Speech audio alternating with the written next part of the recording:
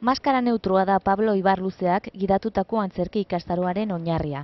Maskara honek guztiak berdintzen ditu. Bi lagunek gauza bera egitean ikusten ditugu desberdintasuna. Nik salto egiten badut eta ondokoa lurrean etzanda bada ez dago alderik, baina biok salto egiten badugu, orduan bai ikusiko dugu honek honela egiten du salto eta beste honek honela. Espresiorik ez duen mozorroa da 6 asteko ikastaroaren abiapuntua. Aktoreek beharrezten informazioa gaineratu ez dezaten. Harri bat botatzen ari garela gure gorputzak gauza gehiago adieraz ditzake. Tristeala pozik dagoen adibidez, aktorek gauza asko gaineratzeko joera dute. Poliki mozorro zailagoak landuko dituzte, azkenik edozein pertsonaiaren berezitasunak bereganatzeko abilezia hartu arte.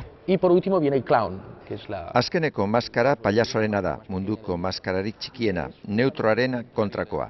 Pailazoak ez digu aurpegia estaltzen, sudur gorriaz aurpegia argitzen digu.